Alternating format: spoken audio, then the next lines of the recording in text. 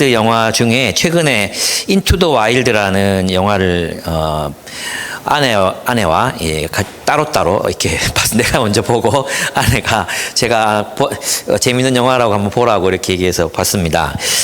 여기서 주인공은 대학을 졸업하자마자 부모님의 폭력적인 양육 방식과 또 자본주의가 만든 도시 문화를 거부하고 자연으로 떠납니다.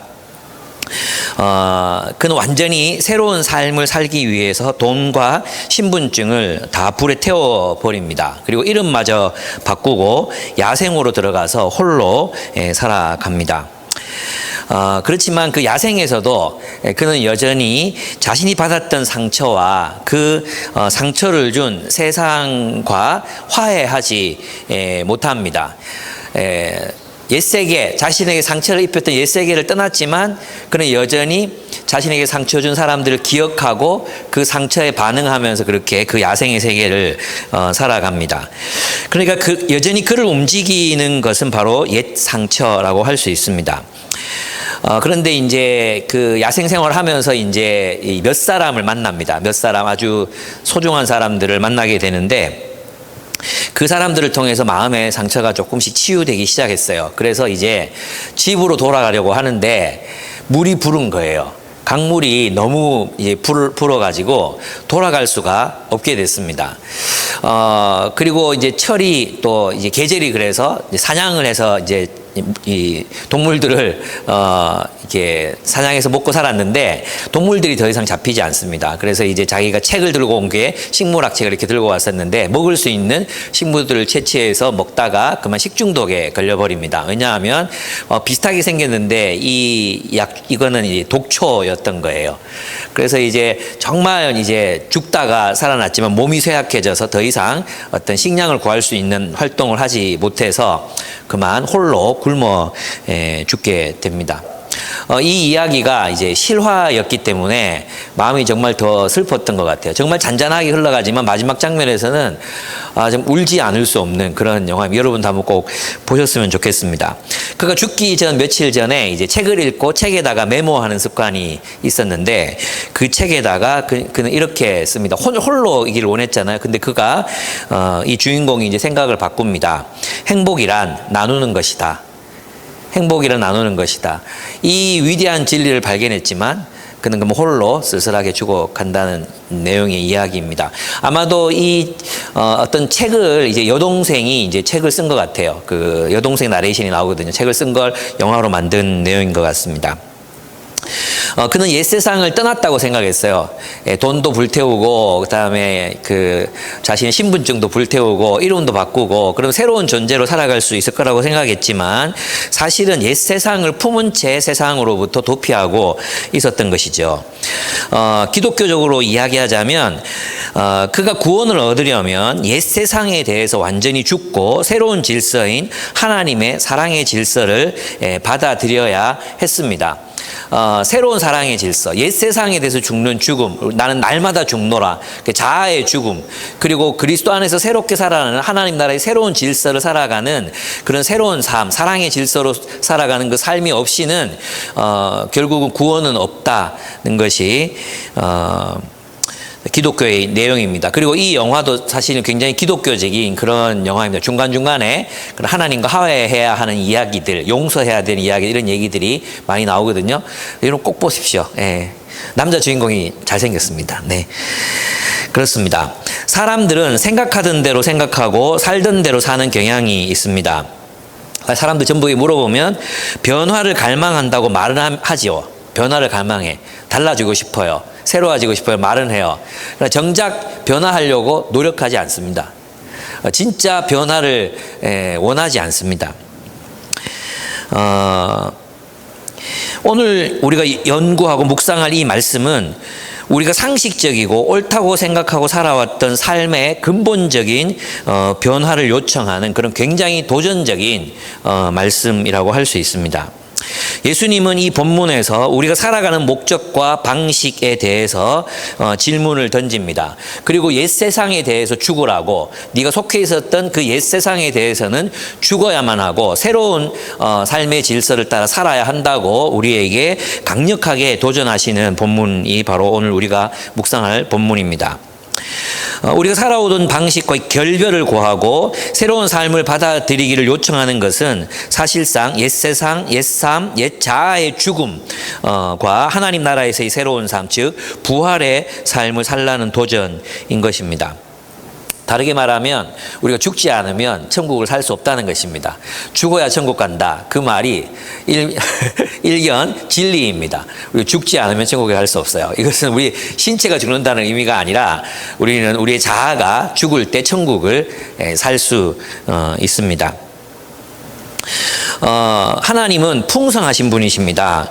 그래서 하나님께서 우리에게, 또 예수님께서 우리에게 제시하시는 이 새로운 삶의 길은 바로 우리 자신을 위한 삶입니다. 그런데 이 말씀대로 살면 우리는 죽을 것 같은 그런 생각에 사로잡힐 수 있습니다. 사람들은 살기 위해서 오늘 이 방법들을, 사람들이 선택하는 이 방식들을 선택합니다.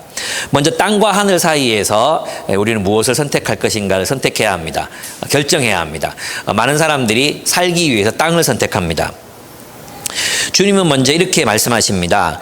오늘 본문에 보면 너희는 자기를 위하여 보물을 땅에다 쌓아두지 말라 그러십니다. 자기를 위하여 보물을 땅에다 쌓아두지 말라. 그죠?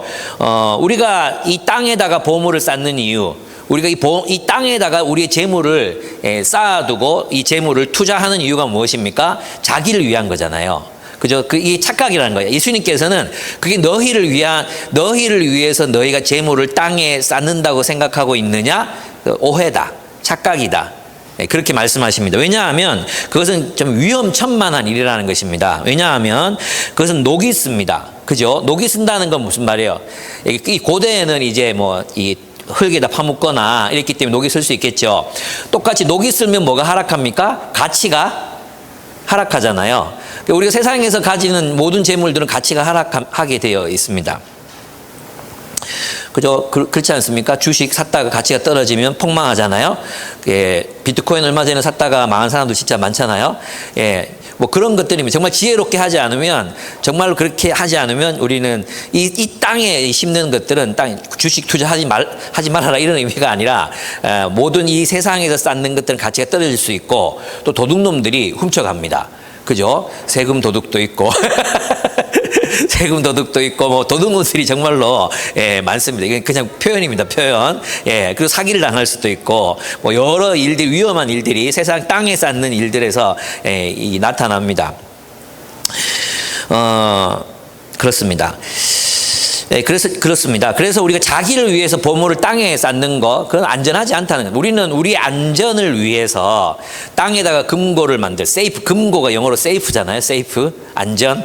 안전하게 금고를 만들어서 거기다 우리 재물을 쌓아두려고 하지만 그거 봐라. 그거 실제로 별로 안전한 거 아니야. 라고 주님이 말씀하시는 것입니다. 보물이 무엇입니까? 보물이란 우리가 가치를 부여해서 지켜내려고 하는 어떤 것들을 의미합니다. 그래서 어떤 사람들에게 이 보물은 돈이나 보석, 부동산, 주식 같은 재산일 수 있습니다. 아마 대부분의 사람들에게 중요한 것이겠죠. 또 어떤 사람들에게 이 보물은 자신의 외모나 인기 같은 것들, 인기 이런 것들과 관련된 명예 이런 것들이라고도 할 수 있습니다. 또 어떤 사람들에게는 친구, 또 연인, 가족과 같은 소중한 관계, 이것을 보물로 여기는 사람들도 분명히 있습니다. 돈 별로 중요하지 않아요. 그러나 이제 우리 자녀들 또는 우정 관계, 친구들, 사람들 이러면 이제 정말 사죽을 못 쓰는 사람들 있잖아요. 그런 사람들이 있습니다. 거기에 모든 걸 친구를 위해서 모든 걸 다 빌려주고 이럴 수 있는 사람들도 사실 있습니다. 그들에게는 친구나 이런 소중한 관계들이 보물일 수 있습니다. 또 어떤 사람들에게는 자기가 일군 회사나 또는 국가, 또 조직 같은 공동체일 수도 있습니다. 그런데 주님께서는 우리들에게 너희를 위하여 앞에서는 너희는 자기를 위하여 땅에 보물을 쌓지 말라 그랬잖아요. 근데 예수님께서 뭐라고 말씀하시냐면 진정한 너희를 위한, 너희 자신을 위한 길이 무엇인지 아느냐라고 물으십니다. 그게 뭡니까? 너희를 위하여 보물을 하늘에 쌓아두라는 것입니다. 너희의 보물을 하늘에 쌓아두라. 이 말을 우리가 착각하면 이렇게 착각할 수 있어요. 하늘에 쌓아두라. 그러니까 우리가 지금 여기에서 구제헌금하면 저 천국 하나님께서 차곡차곡 적금을 이 차를 11조 했구나. 차곡차곡 이렇게 저 하늘에다가 이렇게 다 쌓아두셨다가 우리가 죽으면 야 수고했다. 내가 네가 적금한 거 돌려줄게. 이러면서 이제 우리 이렇게 마치 종말의 날에 보상하실 것처럼 생각하는 경향들이 있습니다. 그러나 여기서 말하는 것은 그 종말의 날에 이제 보상받는 그런 의미가 아닙니다. 그 이유는 조금 이따가 설명드리도록 하겠습니다.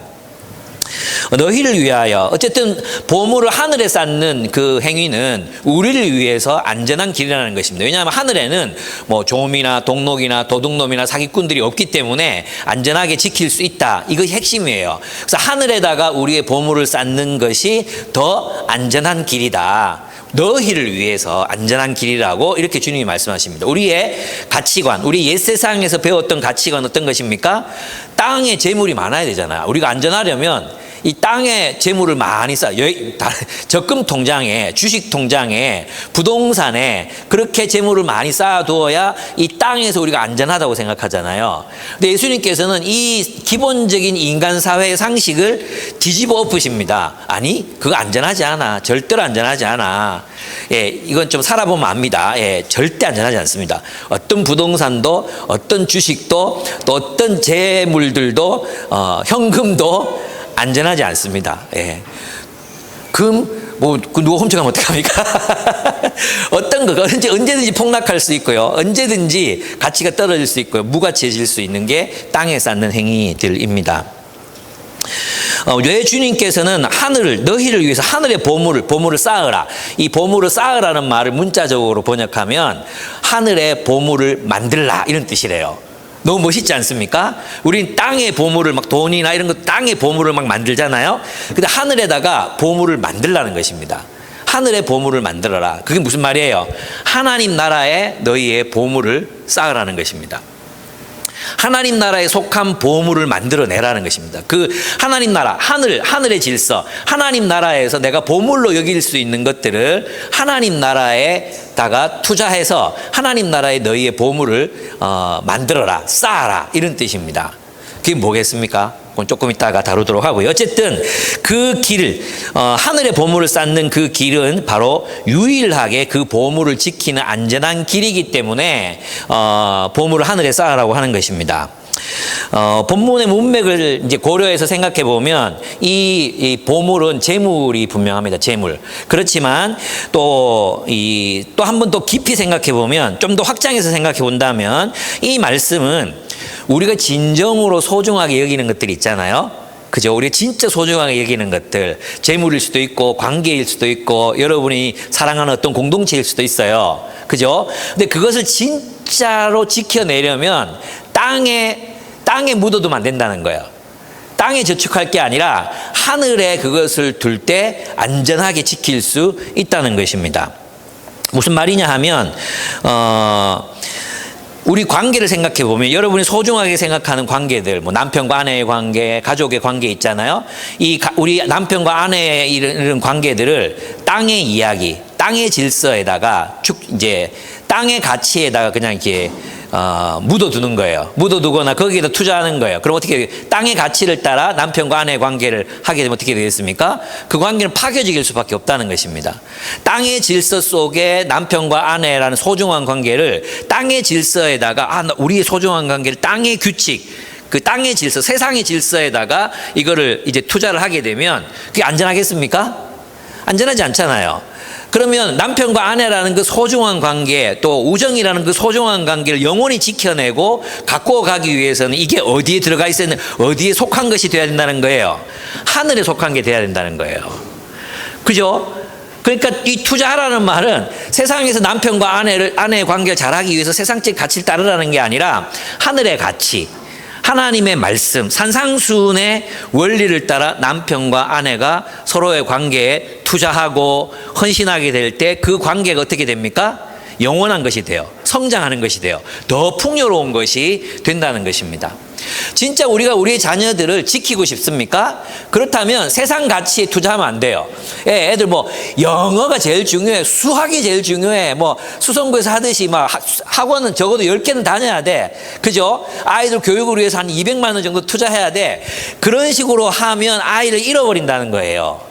근데 이 아이들을 하나님 나라의 가치로 아이들을 양육하고 정말로 더 중요한 것을 위해서 아이를 기를 때 이 아이가 어떻게 됩니까?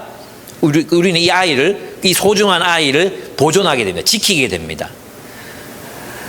우리의 재물도 마찬가지입니다. 우리 재물이 어떻게 지켜집니까? 우리 재물이 세상에 있을 때는 언제 없어질지 모르지만 세상에 투자했을 때 이 재물로 사람을 세우고 사람을 키우고 또 정말 희망이 없는 사람들에게 희망을 제시하고 사람들을 섬기는 데 사용되는 거예요. 나누고 교육하고, 그죠? 만약에 우리가 거기에다가 이 재물을 투자했으면 그 재물은 영원토록 하나님 나라 공동체 속에 남는 것입니다. 안전한 것입니다. 우리 세상에 투자하면 세상에서 사라져 버리지만 하나님 나라에 투자하면 하나님 나라의 가치로 남아서 우리가 그 풍요로움을 함께 누리게 된다는 뜻입니다. 여러분, 그래서 있잖아요. 정말 여러분이 소중한 그 보물들, 여러분이 소중하다고 생각되는 그 보물들을 지키려면 어떻게 해야 합니까? 땅에 쌓지 말고 하늘에다가 보물을 만들어 가라는 것입니다. 여러분의 관계도 하나님 나라에서의 관계로 만들어져 갈 때 그 관계가 영원히 오래되고 더 빛나고 더 소중하고 더 친밀하고 풍성한 관계가 될 수 있습니다. 우리의 재물도 땅이 아니라 하늘의 가치에 투자할 때 그 하나님 나라에 남아서 그것이 우리에게도 풍성함을 되돌려주는 그런 가치가 될 수 있다는 것입니다. 그렇습니다. 그래서 저는 여러분에게 묻고 싶습니다. 여러분의 보물, 여러분의 재물은 어디에 투자되고 있습니까? 우리 재물은 사람을 돕고 세우는 일에 투자되고 있습니까? 여러분의 관계, 소중한 가족과의 관계, 친구와의 관계는 산상수훈을 따라 성숙하고 성장하고 있는 그런 관계입니까? 아니면 우리가 만날 때 그냥 세상 사람들이 만나는 것처럼 그렇게만 만나고 계십니까? 여러분의 자녀들을 하나님 나라 안에서 양육하고 계십니까? 여러분, 오직 하나님 안에 있는 것들만 안전하게 지켜질 수 있습니다. 네. 두 번째, 우리의 보물을 하늘에 투자하는 것이 왜 그렇게 하늘에 투자하라고 주님이 말씀하시는가? 그 이유는 바로 그것이 우리에게 풍성한 삶을 선사하기 때문입니다. 아까 말씀드렸지만 너희의 보물을 하늘에 투자해라, 이 얘기는 종말에 이루어질 보상을 바라보고 지금 많이 적립해라, 선행을 많이 하고 막 이렇게 착하게 살고 적선, 이 불교죠, 불교. 그렇게 하면 하늘에 계신 하나님께서 나중에 그거 다 갚아주신다, 이런 의미가 아닙니다. 이 말씀은 하나님 나라를 위해서 투자가 된 그 보물은 무엇을 생산해냅니까? 하나님 나라의 풍성함 그 자체를 생산해내는 것입니다. 예를 들어 내가 가진 재물, 시간, 그리고 나의 인생, 이 모든 것으로 사람을 세우고 사람을 하나님의 자녀로 일으키고 그들과 함께 하나님 나라의 공동체를 세워가. 그럼 무엇이 남겠습니까? 하나님이 통치하시는 사랑과 정의의 공동체가 남는 거죠. 내가 그 일부가 되는 거죠. 그래서 나는 하나님의 나라를 풍성하게 누릴 수 있게 된다는 것입니다. 여러분, 세상 사람들은 자기가 안전하고 자기가 부유한 삶을 살고 풍성하게 살기 위해서는 세상에다가 돈을 많이 모아놔야 된다고, 세상에 자기의 재물을 많이 구축해야 된다고 생각하지만 예수님은 전혀 다르게 말씀하십니다. 무엇에 투자해야 되는가? 하나님 나라에 투자해라. 사람을 세워라. 하나님의 말씀으로 사람을 일으켜라. 또 자신을 일으킬 힘이 없는 사람들을 위해서 너의 재물을 나누어 주어라. 그럼 뭐가 일어납니까? 하나님이 통치하시는 하나님 나라의 공동체가 세워지는 것입니다. 그 자체, 그 하나님 나라의 공동체 그 자체가 그에게 선물이 된다는 거예요. 그것이 보상이라는 것입니다. 정말로 하나님의 나라를 위해 사는 사람들은 그것을 보상으로 얻고 싶습니다. 그걸 통해서 내가 하나님, 우리 교회를 또 뭐 선교단체를 이렇게 하나님 나라로 세웠으니까 저한테 금 금 10달란트를 주세요. 그거 별로 중요하지 않습니다. 그죠? 하나님 나라를 세워간 사람들은 하나님 나라가 이루어지고 세워지고 하나님의 사랑의 공동체로 서로가 서로를 기억하고 사랑하고 이런 모습들 속에 내가 함께하는 것, 그것이 그 자체가 보상이라는 것입니다. 그 자체가 축복이라는 것입니다. 그래서 파커 팔머는 우리가 공동체를 이루어서 얻는 결실이 축복이 아니라 우리가 이루어낸 공동체 그 자체가 축복이라고 이야기했던 거예요. 어떤 뜻인지 아시겠습니까? 예수님께서는 우리에게 전혀 다른 축복의 삶을 제시하고 계신 거죠. 세상 사람들은 그렇게 착하게 살아서 네가 많은 복을 받았네 이거지만, 예수님께서는 그 복 자체가 뭐냐 하면 바로 너희의 삶이다. 우리가 공동체로 함께 살아가는 하나님 나라의 그 풍요로움이다. 그 풍성한 삶이다라고 말씀하셨어요. 본회퍼는 뭐라고 얘기인지 아십니까? 그 열매로 우리는 십자가의 삶을 얻는다고 얘기했어요. 그렇습니다. 하나님 나라와 그의 정의를 이루기 위해서 투자하는 삶은 하나님이 임재하시는 하나님 나라의 공동체를 세우고 누리게 합니다. 이것이 하나님 나라에 투자하는 사람의 즐거움입니다. 그것이 축복입니다. 아마 여기 있는 분들은 그게 뭔지 아시죠? 여러분이 애쓰고 수고하고 사람들 만나고 막 가르치고 또 권면하고 권면받고 또 사랑하고 용서하고 포기하지 않고 계속해서 모이자고 하고, 그래서 얻는 대가가 뭡니까? 돈 없어요. 여러분 다 돈 투자하고 막 그 사람들 만나고 맛있는 거 사주고 같이 밥 먹고 다 그러잖아요. 그래서 우리가 얻는 게 뭡니까? 이 사람들 그 자체라는 것입니다. 그러니까 있잖아요. 하나님 나라에서 보물을 만들라. 이 하늘나라의 보물을 쌓으라. 이 무슨 뜻이겠습니까? 서로를 보물로 세워가라. 이런 뜻입니다. 다른 뜻이 아닙니다. 결국 하늘에 쌓는 삶은 사람을 위해서 사는 삶입니다. 하늘에 뭘 쌓습니까? 사람을 쌓는 거예요, 사람을. 그래서 바울은 뭐라고 고백했습니까? 내 보화. 자기 제자들을 보고 자신의 보물이라고 얘기했잖아요. 예수님께서는 우리를 보물, 금 1달란트, 2달란트, 5달란트 맡기고 갔잖아요. 우리를 그런 재물, 하나님께 속한 재물, 보물이라고 우리를 여기셨습니다. 그리고 제자들이 그 보물들을 잘 돌봐야 될 것에 대해서 그렇게 말씀하셨어요. 여러분 서로를 보물이라고 말씀하실 수 있습니까? 하나님 나라에서 보물이 뭐예요? 보물을 만들려고. 뭐가 보물이겠습니까? 우리가 사랑하고 섬기고 가르치고 권면했던 사람들이 하나님의 사람으로 서고, 이기적이었던 사람들이 다른 사람을 사랑하게 되고, 세상에서 출세하려고 살았던 사람이 하나님의 나라를 위해서 사는 것을 보는 것, 그 사람의 삶, 그 사람들의 열매, 이게 뭐예요? 보물이죠. 이게 우리의 보물 아니겠습니까? 무엇이 보물이겠습니까? 하나님 나라의 보물을 만들려고 그랬을 때 무엇이 보물이겠습니까? 우리가 세워서 살아가는 하나님의 나라 이야기를 살아가는 그들의 삶을 보는 것, 그게 우리들의 보물입니다. 그렇습니다. 셋째, 왜 예수님께서는 하늘의 보물을 쌓으라고 하는가? 하늘에 쌓은 보물만이 영원하기 때문이에요. 우리가 소유할 수 있는 유일한 것이 바로 하늘에 쌓은 보물들만 남게 되기 때문입니다. 땅에 쌓은 보물은 영원히 소유할 수 없습니다. 하늘에 당신의 보물을 만드십시오. 주님은 당신의 보물이 있는 곳에 당신의 마음도 있을 것이라고 말씀하십니다. 하늘의 보물을 만든다는 것은 우리가 가진 재물과 시간과 능력으로 사람을 돕고 사람을 세우고 그 사람들과 하나님 나라의 공동체를 일으키며 세상에 하나님의 정의와 공의를 실천하는 삶을 사는 것, 이것이 바로 우리가 하늘에 쌓아야 할 보물입니다. 여러분에게 묻고 싶어요. 여러분은 무엇에 여러분의 재물과 여러분의 시간과 여러분의 노력을 투자하고 계십니까? 무엇을 얻기 위해 살고 계십니까? 무엇을 남기기 위해서 여러분 살아가고 계십니까? 기껏해야 10억짜리 집 하나 남기려고 우리가 일생 사는 거 아니잖아요. 그죠? 우리가 돈 많이 번다, 우리가 돈을 많이 번다고 안전한 노후가 오는 것도 아닙니다. 우리가 만들어 가야 하는 것은 바로 그러한 스탠리 하우어스가 그런 얘기를 했는데, 누구라도 자신의 노후와 또 자신의 병약해지는 것을 두려워하지 않을 수 있는 공동체를 만드는 것.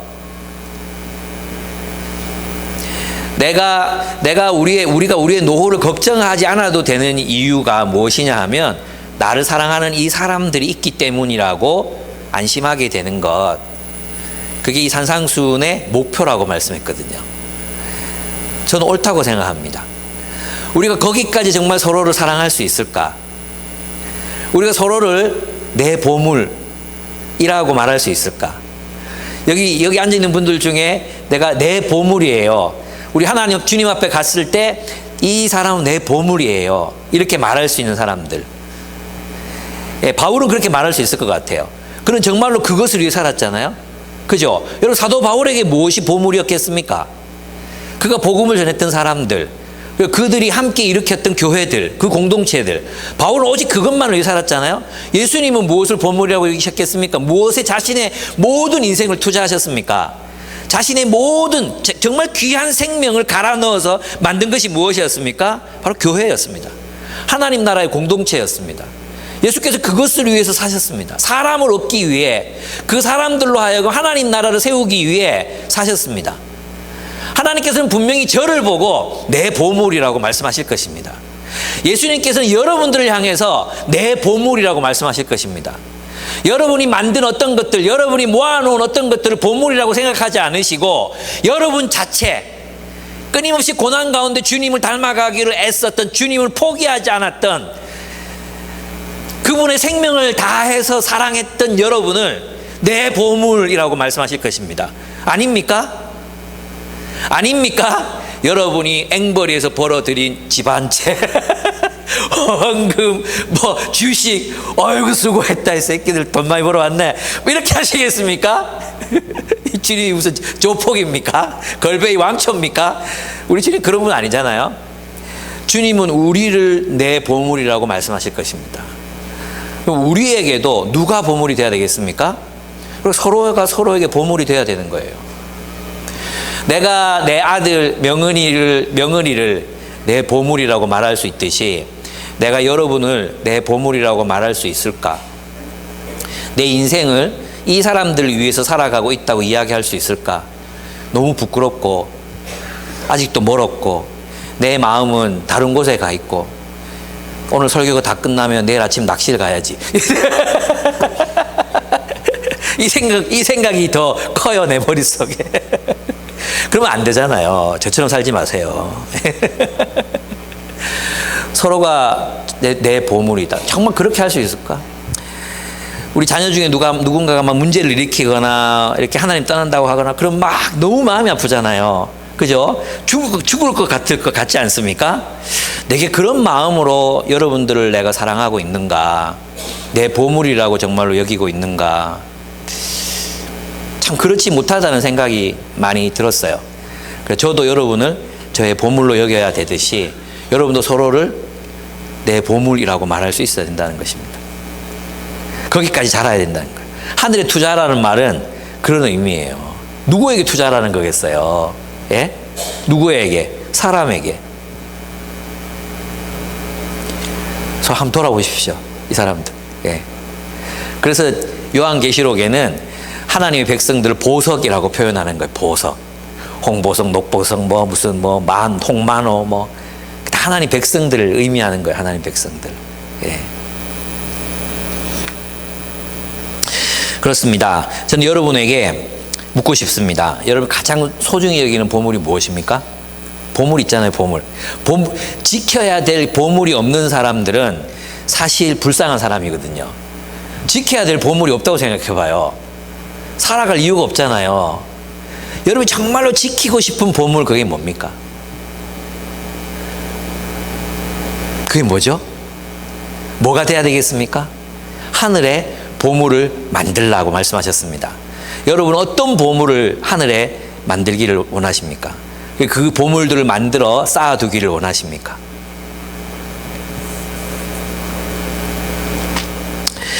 여러분, 그 보물이 무엇인지 잘 모르시겠습니까? 그래서 여러분의 마음을 지배하는 것입니다. 여러분의 마음 가운데 여러분의 마음이 계속 생각하는 것, 그것이 보물입니다. 집, 자동차, 주식, 자녀, 이런 것들이 보물일 수 있습니다. 여러분의 마음은 어디에 있습니까? 여러분이 정말로 여러분의 인생을 하나님의 나라를 위해 헌신했고 하나님의 나라가 가장 중요한 가치라고 생각한다면 자나깨나 뭐가 생각나야 되겠어요? 뭘 상실하는 게 가장 슬픈 슬픔이겠어요? 사람을 잃어버리고 사람들이 하나님의 말씀 따르지 않고, 저 그게 마음 아프거든요. 예. 우리 하나님 나라의 공동체인데 마음을 내지 않아, 마음을 주지 않아, 곁을 내주지 않고, 말씀 따라 사랑하지 않고, 여전히 반목하고 또 고집 부리고, 이런 사람들을 보면 너무 마음이 아파요. 속상하고 마음 아프고 괴롭고 고통스러워요. 예. 그래서 한 번씩은 있잖아요. 여기 뭐 진영경 간사님도 계시지만 제 인생 전부를 갈아 넣어서 선교단체 IBF 했었잖아요. 그래서 그때 정말 열심히 살았거든요. 열심히 사람들이 살았는데 그 친구들 지금 뭐 할까? 이게 제일 궁금해요. 사실 있잖아요. 뭐 350명, 뭐 300명, 400명 모이던 그런 공동체가 지금 뭐 몇 명으로, 뭐 5명, 6명 모이는 공동체가, 그건 하나도 슬프지 않아요, 솔직히. 그럴 수 있어요, 그건. 하나님이 하시는 거니까. 근데 진짜 제 마음에 슬픈 게 뭐냐 하면, 십몇 년 만에 전화 와가지고 뻘소리하고, 이상한 소리하고, 자기 삶을 얘기하는데 보면 너무 복음에서 떨어져, 무너져 있고, 이런 걸 보면 너무 속이 상한 거예요. 그래서 한 번씩은 영대 졸업생들, 코로나 끝나면 하나님 돈 주시면 영대 졸업생들 다 불러 모아가지고 한번 사경회도 하고 싶고, 그래서 한 사람 한 사람 어떻게 살아가고 있는지 한번 물어도 보고 싶고, 그런 마음이 내 안에 커요. 예, 진짜로. 정말 그게 슬퍼요. 예. 제가 뭐 큰 돈이 생길 뻔했다가 사라지고 이런 걸 하나도 슬프지 않아요. 진짜로. 우리 집이 재개발 될 뻔 했다가 거의 99% 됐다가 갑자기 미분양 사태가 터지는 바람에 안 되는 쪽으로 99% 지금 가 있거든요. 근데 진짜 있잖아요. 제가 지갑에 있는 현금 5만 원 잃어버린 것보다 하나도 슬프지 않아요. 저 진정한 마음이에요. 목사님 그래도 안 그렇지? 아니에요. 정말 한 개 아깝지 않아요. 예, 원래 내 돈도 아니었고, 또 언젠가 개발 되겠지. 뭐 이런 마음이 있으니까 하나도 아깝지 않거든요. 근데 내 마음이 정말 힘들고 어려워질 때가 언제냐 하면, 왜 하나님의 말씀을 이렇게 오래 전했는데도 왜 사람들이 그 말씀에 따라 자기를 변화시키지 않고 맨날 고집 부리고, 자기 생각에 갇혀 있고, 더 나아가지 않고, 그 관계들은 늘 답보 상태고, 왜 우리가 더 친밀해지지 못하고 마음을 열지 않고 왜 이러고 있을까? 도대체 하나님 말씀을 뭘로 듣는 거야? 막 이런 느낌이 들 때, 근데 제가 화가 나요. 여러분이 그렇다는 게 아니고 그런 모습이 이렇게 보일 때 화가 난다는 거예요. 제 마음이 언제 가장 기쁜지 아십니까? 여러분, 하나님 말씀에 반응해서 정말 주님을 위해 살고, 멀어져 있던 사람들에게 다가가고 더 친밀한 공동체를 이루고 서로가 서로를 사랑하고 좋아해주고, 또 힘든 사람이 있다고 할 때 찾아가지고, 그리고 거기서 여러분이 가진 것들을 나누어주고, 이럴 때 진짜 제 마음이 기뻐요. 예. 그건 제 마음의 보물이 이런 사역의 규모나 이런 게 아니에요, 제게. 여러분 한 사람 한 사람이 어떻게 삶을 사는가, 그게 제 마음속에 있는 보물입니다. 나는 이 보물을 하늘에 쌓고 싶습니다. 내가 가진 모든 것들로 그렇게 살아가고 싶습니다. 여러분도 똑같은 마음이죠. 예, 우리 그렇게 살았으면 좋겠어요. 그렇게 해서 얻는 게 뭡니까? 하나님이 임재하시는 공동체, 하나님 나라, 그것을 우리가 선물로 얻게 됩니다. 아직 멀었죠. 그죠? 우리가 여기 기준을 맞추면, 산상순의 기준을 맞추면 우리는 아직도 짐승의 세계에 살고 있는 거죠. 생각해보면 아직 인간 대륙은 멀었어요. 그죠? 이 길까지 우리가 함께 가야 되는 것입니다. 두 번째, 그래서 이제 주님이 그러면 어떻게 이 삶을 분간할 수 있느냐 이거예요. 그죠? 어둠, 마음이 어두운 사람. 한마디로 말하면 눈은 무엇입니까? 마음이 하늘에 있는 사람들만이 세상을 올바르게 보고 가야 할 길을 제대로 분별할 수 있다는 것입니다. 빛. 눈은 세상을 보는 창문입니다. 그래서 눈이 밝으면 사물을 명확하게 구별하고 내 몸을 어떻게 움직여야 할지 어느 길을 선택해서 가야 될지 알 수 있습니다. 그러나 눈이 어두우면 어떻게 됩니까? 눈이 어두우면 온 세상이 깜깜해집니다. 이처럼 우리 마음에 빛이 없으면 우리는 어두운 가운데 살게 된다는 뜻이에요. 네 마음에 빛이 없으면 네 삶이 얼마나 어두워지겠느냐 이런 말입니다. 그죠? 우리는 누가 눈이 밝은 사람이라고 생각합니까? 돈이 다니는 길을 잘 보는 사람. 그럼 눈이 밝은 사람이라고 생각. 눈이 밝은 사람 누굽니까? 돈을 잘 버는 길을 아는 사람. 이게 눈이 밝은 사람이라고 생각하잖아요. 그죠? 이게 예수님 다르게 얘기하시는 거예요. 누가 눈이 밝은 사람인가? 하나님 나라를 보는 사람이 눈이 밝은 사람이라는 거예요.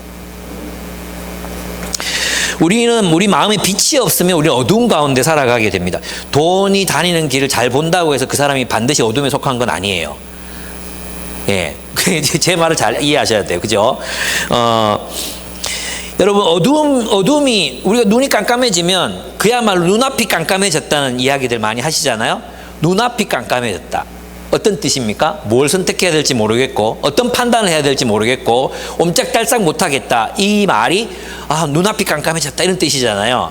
그게 바로 마음이 어두워진 사람의 특징이라는 것입니다. 마음이 어두워진 사람은 어디로 가야 할지를 모릅니다. 네. 그래서 마음에 빛이 없는 사람은 오직 자기 자신을 위해서 살아가는 사람입니다. 그래서 있잖아요. 마음에 빛이 있는 사람 어떤 사람이냐 하면 하나님의 사랑으로 모든 것을 분별하며 사는 사람입니다. 그래서 유대인들에게 눈이 나쁘다는 말은 인색하다. 하나님의 사랑이 마음에 없어요. 그죠? 빛이 없잖아요. 빛이. 하나님의 사랑이 없잖아요. 그럼 어떻게 되겠어요? 인색하다. 이런 말로 쓰였어요. 그래서 눈이 나쁘다는 말은 이걸 인색하다, 편협하다, 고집스럽다 이런 뜻이에요. 왜냐하면 하나님의 뜻과 상관없이 보기 때문이에요. 예. 그런데 그래서 눈이 건강하다, 눈이 좋다는 말은 무엇과 동의하냐 하면 관대하다, 긍휼을 베풀 줄 안다, 인자하다 이런 의미로 쓰였어요. 무슨 말인지 아시겠죠? 그래서 있잖아요. 마음에 빛이 있는 사람은 마음에 하나님의 말씀을 가진 사람입니다. 하나님의 사랑으로 변화된 마음을 가진 사람이 바로 마음의 빛을 가진 사람입니다. 마음의 눈이 밝은 사람은 하나님의 뜻을 분별할 줄 압니다. 하나님의 뜻은 바로 이웃에게 긍휼을, 헤세드를 베푸는 것임을 알기 때문에 그는 항상 헤세드적인 삶을 선택하며 살아갑니다. 그게 눈이 밝은 사람이에요. 인간이 걸어야 할 길이 뭐냐? 눈이 밝은 사람, 마음이 밝은 사람은 헤세드의 길을 분별할 줄 아는 사람이란 거예요. 사랑의 길이 무엇인지, 사람이 살아가야 되는 그 사랑의 길이 어떤 길인지를 보고 그 길을 선택해 가는 사람이 마음이 밝은 사람이다. 이렇게 이야기할 수 있습니다. 우리의 마음의 눈을 가리는 것들이 무엇이 있겠습니까? 탐욕입니다. 탐욕. 욕망이 있으면, 우리 마음에 욕심이 있으면 분별력을 잃어버리게 됩니다. 우리의 경험을 의지하게 되면 우리는 분별력을 잃어버리게 돼요. 또한 우리 스스로 자신의 아집, 고집에 사로잡혀 있으면, 그래서 다른 사람의 말에 귀를 기울이지 않고 하나님 말씀에도 귀를 기울이지 않는다면 우리는 우리 마음의 빛을 이미 잃어버린 상태입니다. 전통, 제도, 관습, 진영 이런 논리들도 우리의 눈을 어둡게 만들 수 있습니다. 그래서 주님은 시편 기자는 이렇게 말씀하셨던 것입니다. 이 빛이 무엇인가? 이 빛은 주의 말씀은 내 발의 등이요 내 길의 빛이니이다 라고 말씀하셨습니다. 그죠? 그렇게 고백했습니다. 우리 마음에 빛이 있다면 주의 말씀이 우리의 빛입니다. 그 말씀이 있다면 우리는 무엇을 선택해 살아갈 수 있습니까? 길, 헤세드의 길, 하나님의 길을 선택해서 살아갈 수 있다는 것입니다. 우리의 마음을 밝히는 빛은 오직 우리 주님의 말씀뿐입니다. 그래서 우리는 말씀 연구와 묵상을 계속 쌓아야 합니다. 말씀 연구와 묵상을 통해서 우리의 내면에 그 말씀이 비추는 빛이 가득하게 해야 합니다. 그래서 바울은 우울에 빠진 디모데에게 포도주를 쓰고 말씀에 창념하라고 권면했습니다. 우울에 빠지면 자기 연민에 빠지게 되거든요. 자기 연민은 이기적이잖아요. 자기 연민에 빠진, 자기를 불쌍히 여기는 그런 마음들은 굉장히 이기적인 마음이에요. 사실 자기 연민의 배후에는 자신을 슬퍼하는 것 같지만 실제로 굉장히 이기적인 마음들이 자기 중심성이 도사리고 있습니다. 디모데는 그런 자기 연민에 빠질 위험에 처해 있었어요. 근데 그 자기 연민으로부터, 우울로부터 그를 구출해 내고자 해서 했던 바울의 그 방책은 두 가지였어요. 포도주를 써라. 오늘날 말하면 약을 써라는 거, 약을 써라. 두 번째 뭐예요? 두 번째, 말씀에 창념해라. 그리고 한 가지가 더 있어. 세 번째, 건강한 사람들, 선한 사람들과 함께 동력해라. 이 세 가지였어요. 무슨 말입니까? 주님의 말씀의 빛이 우리 내면을 환하게 비출 때까지 우리가 하나님 말씀을 연구하고 묵상해야 된다는 것입니다. 그래서 이 말씀 연구와 묵상은 통독과 병행해야 되는 거예요. 통독만 해서는 주님의 말씀의 깊은 뜻과 의미를 깨달을 수 없어요. 왜냐하면 통독만 해가지고는 통독은 우리의 그냥 생각을 투영해서 성경을 보게 만드는 경우들이 많아요. 그래 백독을 해도 성경이 정말로 뭘 의미하는지를 모르는 경우가 태반이에요. 예. 한국 교회가 그동안 얼마나 통독 강조했습니까? 1년에 몇 독씩 강조했잖아요. 그렇게 해도 성경의 어떤 부분의 깊은 의미를 모르는 경우가 대부분입니다. 통독하지 말라는 뜻이 아니에요. 통독을 하되 무엇과 더불어 연구하고 묵상하는 것과 더불어 통독이 일어나야지, 통독만 해서는 성경 읽기, 독해가 일어나지 않아요. 봐도 까막눈이에요. 오늘 우리 한국 사람들 특별히 문해력 떨어진다고 유명하잖아요. 문해력. 읽어도 무슨 뜻인지 몰라요. 그러나 마음 읽으면 뭐합니까? 저도 안 해본 줄 아십니까? 여러분 놀라시겠지만 저도 성경 몇 독 했습니다. 몇 독 했겠습니까? 연구하고 묵상해야 됩니다. 내가 연구하고 묵상을 해야 됩니다. 주님 앞에 이것이 무슨 뜻입니까? 제자들처럼 이 말씀이 무슨 뜻입니까? 물어야 합니다. 그리고 그 말씀이 우리의 내면 세계를 환하게 비출 때까지 연구하고 묵상해야 돼요. 많은 사람이 이렇게 물어, 아니 도대체 성경 연구하는 거하고 우리 일상이 무슨 관계가 있습니까? 이렇게 묻는 사람들이 있어요. 그게 정말 답답한 소리예요. 예. 왜냐하면 여러분 우리 일상에서 일어나는 일들 가운데 우리에게 유익하고 풍성한 길을 선택하려면 우리 안에 하나님이 주시는 지혜와 분별력이 가득해야 돼요. 여러분이 말씀을 연구하고 묵상하고 실천하면서 또 나누면서 얻게 되는 게 뭐냐 하면 바로 그런 지혜입니다. 지혜. 어떤 길을 선택해야 돼? 주의 말씀은 내 발의 등이요 내 길의 빛이니이다. 어디로 가야 될지를 보게 되는 거예요. 헤세드의 길을 선택할 수 있게 돼요. 그 길을 걸을 때 그것이 우리를 위한 길이라고 주님이 말씀하신 것입니다. 아멘. 여러분 있잖아요. 우리는 자꾸 정답을 원해. 정답을. 하나님께서 우리에게 지혜를 가르치시기를 원해. 지혜를. 그 지혜를 배우세요. 예. 말씀이 여러분의 내면을 환하게 비출 때까지. 여러분 마음에 딸랑 촛불 하나 켜놓고는 촛불 하나 딸랑 켜놓고는 이렇게 갈 길을 모르겠고 말씀을 봐도 모르겠고 도대체 촛불로 안 돼요, 여러분. 촛불 들고 등산하면 다 뒤져요. 예? 촛불 들고 못 올라가요. 빛은 어둠을 이기죠. 일부분만. 어떻게 빛으로 온 어둠을 이깁니까? 그 작은 빛으로 어떻게 온 어둠을 이길 수 있다고 믿습니까? 환하게 빛이 들어차야 되는 거예요. 무슨 말인지 아시겠습니까? 환하게 우리의 내면을 주님의 빛이 비춰야 되는 거예요. 무엇으로? 말씀으로. 우리 어두운 세계, 어두운 내면, 어두운 우리의 지성의 세계, 이것을 하나님의 말씀의 빛으로 비추어야 우리가 올바른 선택을 하는 사람이 돼요. 일상에서도 선한 사람, 악한 사람 분별하고, 그리고 정말 올바른 선택과 나쁜 선택 사이에서 분별하고, 해로운 선택과 유익한 선택 사이에서 선택할 줄 아는 힘들이 그 내면의 빛으로부터 나오는 거예요. 그래서 하나님의 말씀을 연구하고 묵상하셔야 됩니다. 그것 없이는 결코 이 내면의 빛을 받을 수 없어요. 그럼 깜깜해지는 거예요. 앞이 깜깜하다. 그러니까 늘 이제 어떤 인생의 위기가 닥치면 그렇게 불안해할 수가 없어. 사람들이 막 조금의 위기만 와도 막 그렇게 불안해. 그러지 마십시오. 주님의 말씀의 빛이 여러분 내면을 강하게 비추도록 하시기 바랍니다. 그래서 24절에 보면 하나님과 만몬 사이에서 주님은 우리는 하나님과 재물을 동시에 섬길 수 없다 그랬어요. 예. 그러시면서 이제 너희의 보물을 하늘에 쌓든지 땅에 쌓든지 재물을 섬기든지 하나님을 섬기든지 둘 중에 하나라 그런 거예요. 오늘 현대 그리스도인들은 어떤 삶을 살기를 원합니까? 하나님과 재물을 동시에 섬기기를 원해요. 하나님도 깊이 있게 만나고 재물도 많이 챙기고 그러기를 원해요. 예수님 말씀하십니다. 하나님을 섬기든지 재물을 섬기든지 둘 중에 하나만 하라고. 여러분 있잖아요. 시계가 있죠. 시계 톱니바퀴 시계, 전자시계 말고 톱니바퀴 시계.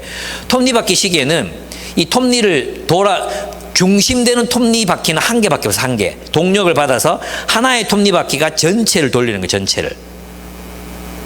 만약에 중심이 되는 톱니바퀴가 두 개다. 그럼 어떻게 되겠어요? 부서지죠.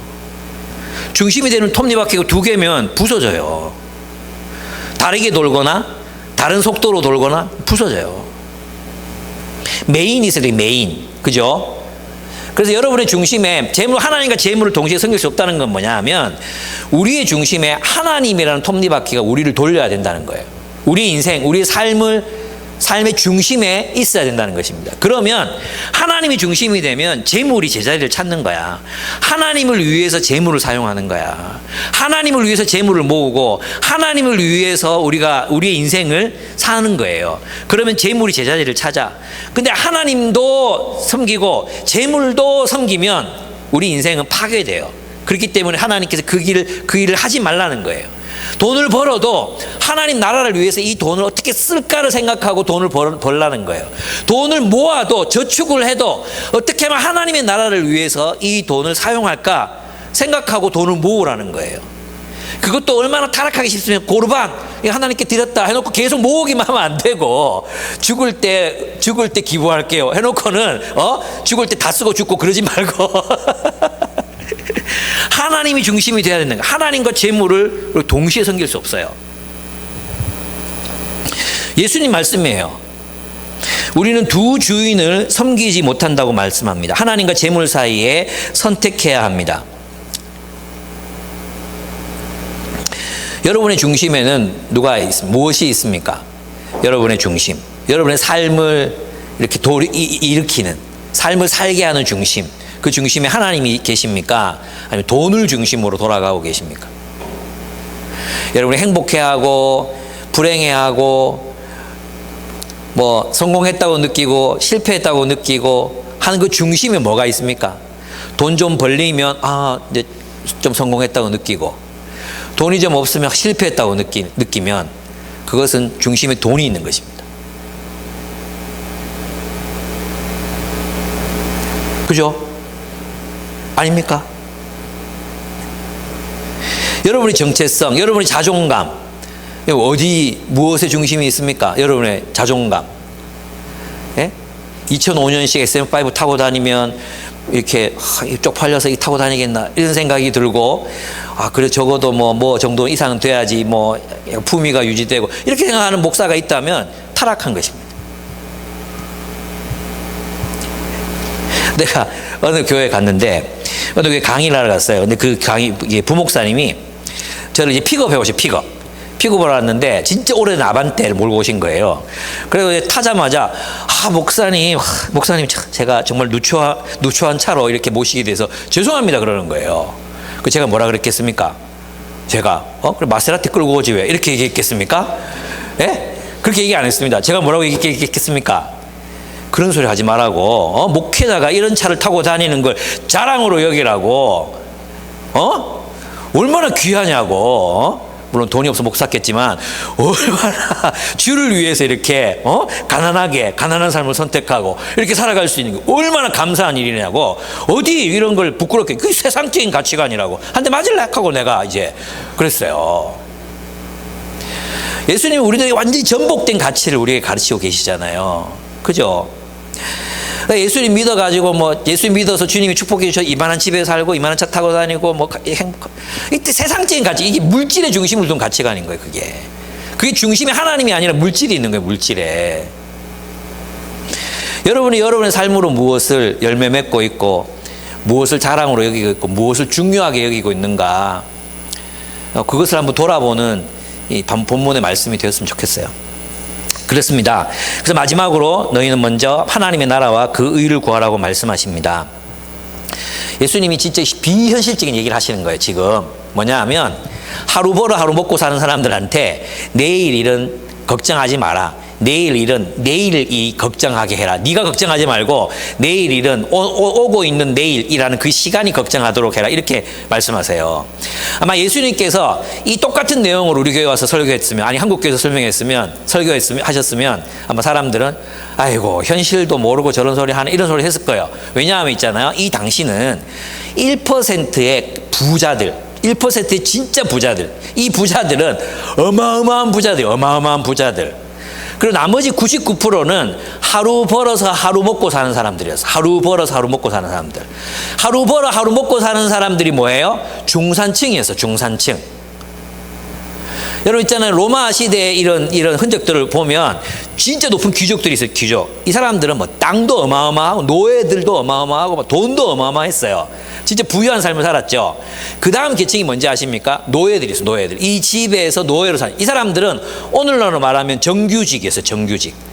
그리고 노예가 아닌 사람들이 있었는데, 노예도 물론 여러 종류가 있어요. 전쟁포로도 있어요. 이게 일반적인 노예를 말하는 거예요. 그 다음 가장 밑에 있는 하층이라고 보기는 어렵지만 요 밑에 있는 사람들이 자유민이라고 불리는 사람들이었어요. 자유민. 이 자유민들은 누군가가 하루를 고용해주지 않으면 하루 먹고 살게 막막했던 사람들인 거예요. 이 사람들이 이제 예수님 비유에 나오는 아침 9시, 그 다음에 오후 3시 뭐 이런 사람들 있잖아요. 줄 서서 기다리는 사람들, 그 사람들인 거예요. 근데 이런 사람들 앞에서 대부분이 하루 벌어서 하루 먹고 사는 사람들 앞에서 내일 일을 걱정하지 마라. 그거는 내일이 걱정하게 하고 너희는 하나님 나라를 걱정해라. 하나님 나라와 그 의를 먼저 구해라. 이렇게 말씀하시는 거예요. 여러분, 진짜 여러분은 그래도 이제 직장 그만두면 실업급여라도 한 석 달 나오잖아요. 그죠? 근데 우리가 이 사람들보다 더 걱정해. 이 사람들보다 우리가 걱정이 더 많아. 염려하지 마라. 왜 염려하지 말라고 하십니까? 첫째, 수단보다 삶이 더 중요하다. 먹고 사는 것보다 먹는 거, 입는 거, 사는 것, 이것보다 삶이 더 중요하다. 우리가 사는 삶이 더 중요하다. 주님 말씀하십니다. 먹는 거, 입는 거, 또 뭐 이렇게 집, 의식주, 이것들은 다 수단이다. 우리가 하나님 나라라는 삶을 살아가는데 필요한 것들이지 우리가 이것을 위해서 살지 않는다는 것입니다. 사실 있잖아요, 고수들은 이 수단들 위해 살지 않거든요. 최근에 제가 이제 책을 하나 읽었는데 성함이 무슨 한국 최초의 패션 이런 하시는 분이에요. 그래 패션 하시는 분인데 요즘에는 이 꽃 같은 거, 꽃 식물 이런 거 키워가지고 유튜버도 하시고 이런 분이 책을 하나 쓰셨어요. 그래서 아내가 그분 애독자거든요. 그래가지고 이제 갑자기 집에 식물이 많아졌어요. 식물이 조금밖에 없었는데 이분의 이 유튜브를 보고 막 식물을 키워가지고 거의 식물은 조금만 되죠. 식물은 될 것 같아요. 예, 저도 그거 좋아해요. 그래서 너무 좋은데요. 어쨌든 이분이 한 40년 키웠대. 어떤 식물을 막 40년씩 한 집에서 아파트에서 키우는 거예요. 대단하잖아요. 근데 이 사람이 옷에 대해서 모르는 사람이 아니라 한국 최초로 이태리 유학 가가지고 막 패션에서 이렇게 하는데, 정작 자기 자신은 노브랜드, 이 노브랜드 말고 그냥 정말로 브랜드 없는 옷, 색깔 좋고 바늘 잘 돼 있고 그다음에 자기가 어울리는 옷을 입고 지내는 거야. 근데 사람들은 명품 옷, 누구 옷, 누가 지은 옷 있잖아, 베르사체, 아르마니 이런 거 얼마나 목을 맵니까? 그죠? 우리는 그렇게 살지 않지만 세상 사람들은 그런 거 너무 귀중하게 생각하잖아요. 예, 진짜 고수들은요 그 한 개도 중요하지 않습니다. 우리 진짜 삶을 사는 사람들은 그런 껍데기들을 중요하게 여기지 않습니다. 본질이 뭔가, 진짜 우리가 어떤 삶을 살아야 되는가, 그것입니다. 염려하지 마라. 왜? 삶이 더 중요하다. 삶을 살아라. 그러면 따라온다는 거예요. 먼저 그 나라와 그 의를 구하라. 너희의 삶을 살아라. 하나님의 나라와 그 의를 구하라. 그럼 이 모든 것을 너희에게 더하시리라. 너희에게 주신다고 말씀하셨어요. 그렇습니다. 여러분, 하나님 나라와 그 의를 먼저 구하십시오. 그럼 나머지는 따라오게 돼 있습니다. 정말입니다. 여러분 그렇게 사셨잖아요. 두 번째 염려한다고 상황이 더 좋아지지 않습니다. 염려한다고 걱정한다고 키가 80세 이렇게 160이 180되고 그렇지 않습니다. 염려한다고 이루어지는 것이 아닙니다. 보네퍼가 그런 얘기를 했습니다. 재물은 사람의 마음에 안정과 태평을 안겨주는 척하지만, 재물이 많잖아요. 그럼 마음의 안정과 태평, 안전하다, 내 돈이 많으니까 안전하다, 이렇게 될 것 같지만 사실은 걱정을 야기할 뿐이다. 이 말 맞습니다, 여러분. 예. 재물에 집착하는 마음은 재물과 숨막히게 하는 걱정거리를 함께 얻는다. 걱정 없이 살려고 재물을 쌓는 것인데 재물이 다시 걱정을 유발하는 것이다. 예. 제가 예전에 한때 있잖아요. 우리 집안에 1억만 있으면 정말 행복하겠다는 생각한 적이 있었거든요. 그 있잖아요. 이 생겨도 그렇게 마음에 평안이 오지 않아요. 예. 그죠? 재물로 목숨을 지키려 하고 걱정을 통해 걱정 없이 살려고 하지만 정반대의 결과가 빚어지는 것이다. 보네포가 자신의 지성으로 이렇게 고백했습니다. 그렇습니다. 염려한다고 우리 염려거리가 사라지는 게 아닙니다. 걱정한다고 걱정이 사라지는 게 아닙니다. 상황이 나아지는 것도 아닙니다. 그죠? 여러분, 걱정한다고 돈이 뭐 10,000원이라도 더 생겼습니까? 예? 염려한다고 뭐 돈이 생겼습니까? 걱정한다고 뭐 된 거 있습니까? 없어요. 근데 우리 걱정하잖아요. 그죠? 여러분, 요수의 3지에서 얘기했는데 일평생 걱정으로 일생을 보낸 친구 있거든요. 일생을 염려하고 걱정하고 벌써 40이 넘었거든요. 벌써 40이 넘었어요. 좀만 더 살다 가면 돼요, 이제. 40 될 때까지 하나님 먹여 살렸단 말이에요. 맞죠? 그럼 조금만 더 그래 살면 되잖아요. 그때마다 죽을 것 같이 살았는데, 그때마다 죽을 것처럼 염려하고 걱정하고 맨날 만나면 고민하고 그랬는데, 지금 벌써 40 다 돼간단 말이에요. 이제 조금만 더 살면 다 죽으면 돼요. 저도 있잖아요. 이 돌아보면 그냥 염려하고 걱정할 것 투성이었던 삶을 살았는데, 저 염려하고 걱정하지 않았거든요. 근데 그때 주님을 위해서 살았을 때 주님이 채워주셨어요. 그래도 한 해, 두 해는 좀 고민이 되더만 지금은 염려도 안 하잖아요. 지금 이제 우리 교회 헌금이 13일 이제 우리 사례비 지급해야 되는데 아직 모자라거든요. 근데 이제 걱정이 한 개도 안 돼요. 왜? 20주년 동안 계속 그랬으니까. 20주년 될 때까지 하나님 안 채워주신 적이 없으니까 뭐 또 되겠지 뭐 이러고 있는 거예요. 그렇습니다. 염려는 상황을 바꾸지 못합니다. 그리고 세 번째, 하나님이 돌보시기 때문입니다. 보네포는 계속해서 이렇게 말합니다. 일용할 양식을 주시는 분은 하나님 아버지시지 걱정이나 수고가 아니다, 이렇게 얘기했어요. 우리가 이렇게 먹고 산 거 그동안 염려해왔기 때문에, 걱정해왔기 때문에 우리가 이렇게 산 게 아니에요. 하나님이 돌보셨어요. 하나님이 돌보셨어요. 아멘? 와, 아무도 아멘 안 하네. 하나님이 돌보셨습니다. 믿으십니까? 내가 아멘 강요 안 해. 해도 돼, 안 해도 돼. 너희들 마음이야. 하나님이 돌보셨어요. 지금까지 우리 먹고 살았잖아요. 하나님이 돌보셔서 또 앞으로도 하나님이 돌보십니다. 예, 그동안 했던 걸로 경험을 보고 여러분 믿음을 가지세요. 또 하나님께서 여러분을 돌보실 것입니다. 그렇습니다. 그러므로 어떻게 살라는 거예요? 사람들이 이 본문 묵상하면서 이렇게 또 여기까지 끝난 사람들 말, 그래 맞다. 염려하지 말고 살자. 걱정하지 말고 살자. 여기서 대부분의 사람들이 여기서 끝. 걱정하지 말자. 염려하지 말자. 주님이 우리를 돌보신다. 이게 끝이 아니에요. 그죠? 어떻게 살아야 돼요? 먼저 그 나라와 그 의를 구하라. 염려하지 않는 삶, 걱정하지 않는 삶이 우리의 목표가 아니야. 삶의 목표가 아니야. 우리 삶의 목표는 먼저 그 나라와 그 의를 구하는 것입니다. 먼저 그 나라와 그 의를 구하는 것. 그게 뭐겠습니까? 먼저 그 나라와 그 의를 구한다는 것은 우리의 이야기를 하나님 나라 이야기에 연결시키는 것입니다. 우리 직장 생활하면서 어떻게 먼저 그 나라와 그 의를 구합니까? 그 직장 생활 속에서 그 직장 생활을 하나님 나라 이야기에 접목하는 것입니다. 나의 직장 생활 이야기가 어떻게 하나님 나라 이야기가 되게 할 수 있을까? 내가 이 혹독한 직장 생활 속에서 나는 어떻게 사랑의 이야기를 만들어 갈 수 있을까? 이 부패한 사회생활 속에서 나는 어떻게 조금이라도 더 빛으로, 더 정의로운 삶을 실현한 이야기를 만들어 갈 수 있을까? 반목하는 직원들 사이에서 내가 어떻게 내 삶을 통해서 또 화해시켜준 이야기, 용서한 이야기를 만들어갈 수 있을까? 그걸 고민하셔야 합니다. 하나님이 우리를 거기에 두신 이유는 단순히 월급 받아서 먹고 살아라 그렇게 주신 게 아닙니다. 그곳에서 나의 이야기가 하나님 나라의 이야기가 될 수 있도록 나의 이야기를 만들어 가야 합니다. 그게 하늘의 보물을 쌓는 이야기입니다.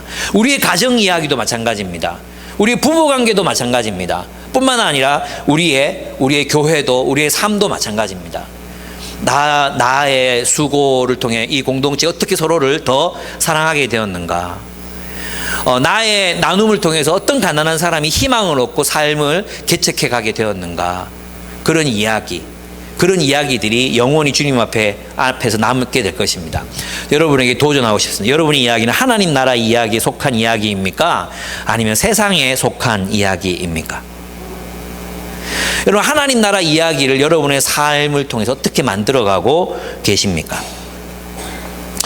여러분, 이것을 고민하십시오. 먼저 그 나라와 그 의를 구하라는 이야기는 내 이야기가, 내가 살아가는 이야기가 어떻게 하나님 나라의 이야기가 될 수 있는지를 고민하라는 것입니다. 결론적으로 예수님은 우리의 상식을 뒤집으십니다.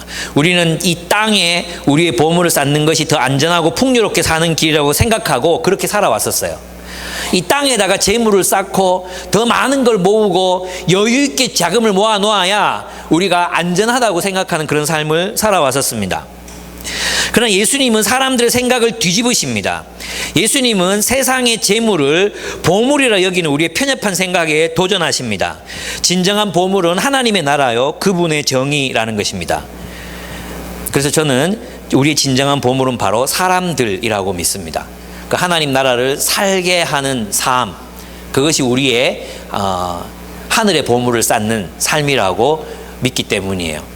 나를 통해 누군가가 더 사랑하게 되고, 나를 통해 이 공동체가 더 하나가 되게 하고, 하나님 나라를 이루고, 이 공동체를 통해서 하나님 나라의 정의와 공의를 세상에 실현해내게 된 그런 삶의 이야기, 그런 이야기를 여러분 만들어 가시는 여러분들의 삶이 되기를 축복합니다. 서로를 보물이라 부를 수 있는 그런 우리의 관계가 되기를 축복합니다. 제가 한번 기도하고 마치겠습니다.